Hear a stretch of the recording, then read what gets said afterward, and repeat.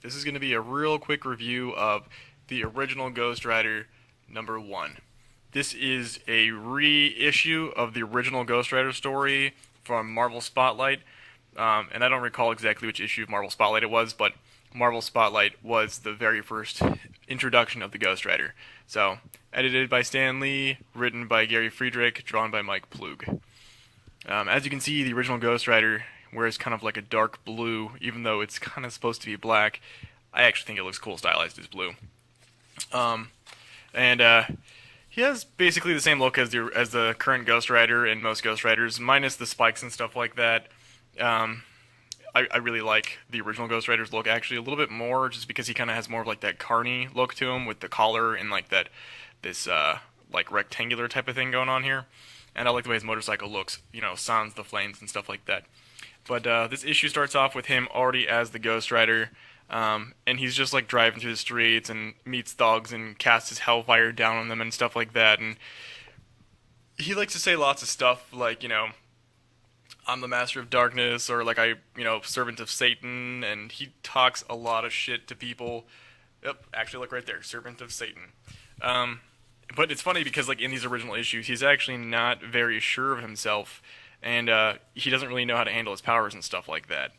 And Ghost Rider in these original issues is treated kind of like a werewolf, like he transforms at night, and during the day he's just Johnny Blaze.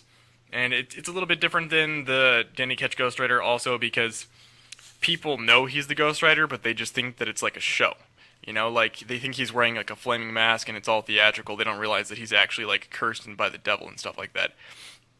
So at about this point, after he turns back into Johnny Blaze, it starts to do a flashback to his origin, and like how he was raised by the Simpsons, which is like they're like this family that owns this kind of circus, and how at a young age he learned to ride with them, and he fell in love with their daughter, and there was like a motorcycle that he was riding that caught fire and flew into a tree and blew up and killed Roxanne's mother, and Roxanne is the girl he's in love with. So it's kind of creepy in a way because Roxanne is like, his sister sort of, because he was kind of adopted by the family, but he wasn't formally adopted, so in a way she's not his sister, so it makes it more okay. But she dies and he feels really guilty about it.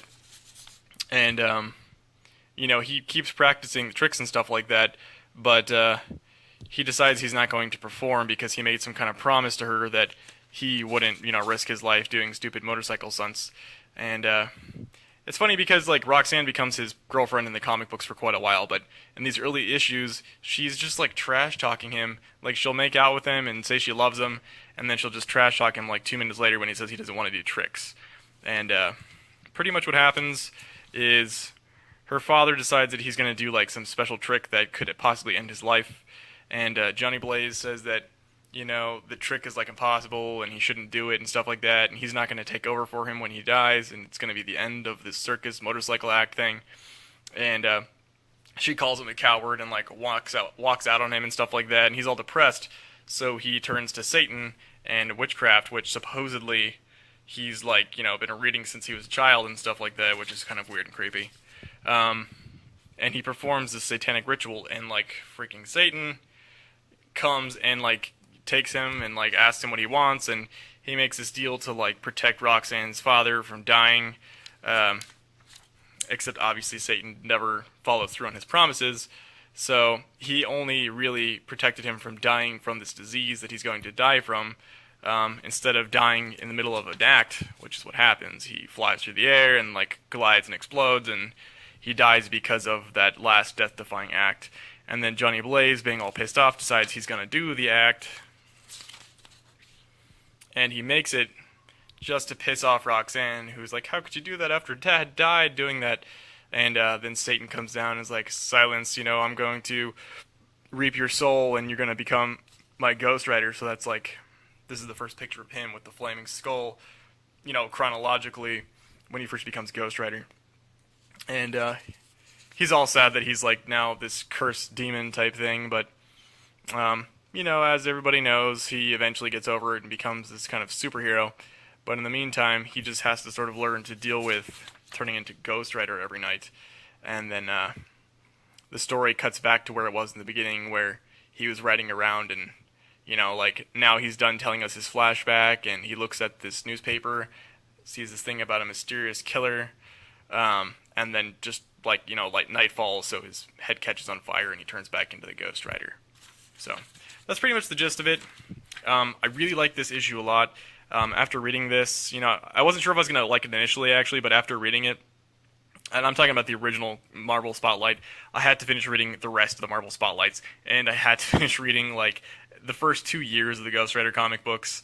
And I got to be honest, like the Marvel Spotlight Ghost Rider comics are much better written, much better drawn than like the Marvel solo book with Ghost Rider, but they're both really enjoyable, and I really like the whole carny aspect to Ghost Rider. I like the fact that people know he's the Ghost Rider, like they know Johnny Blaze is Ghost Rider, they just don't know how he does it, and then he slowly reveals to people that it's not some trick and he really is like a demon and stuff like that. And like it actually develops more into that later on, and the fact that like he's not just like a guy who has a flaming skull because of a curse, but like that Ghost Rider is a separate entity and he's a demon, he's possessed and stuff, and he tries to rid himself of the demon. And I'm just a really huge fan of the original Ghost Rider. So if you guys have never read Ghost Rider's origin, this is a really good, cheap way to get it, because otherwise you're looking at like $500 online to a couple thousand. And he doesn't even have a really expensive origin book compared to a lot of other characters, but not everybody has a book like this where you can buy a reprint of the original issues with like much better coloring and stuff like that. So if you're interested in reading it and you like the character at all, this is a really good book. I'd pick it up. I got this one for like $5 on eBay. Let's see if I can figure out who I got it from so I can give him a shout out. I got it from MBYSTY Beastie in Falls Church, Virginia. So thanks, M. Beastie, for sending me this book and for giving me a good deal on it. It's really awesome. If you guys want me to do reviews of any other books, just let me know, comment below, and I'll hunt them down and do some reviews.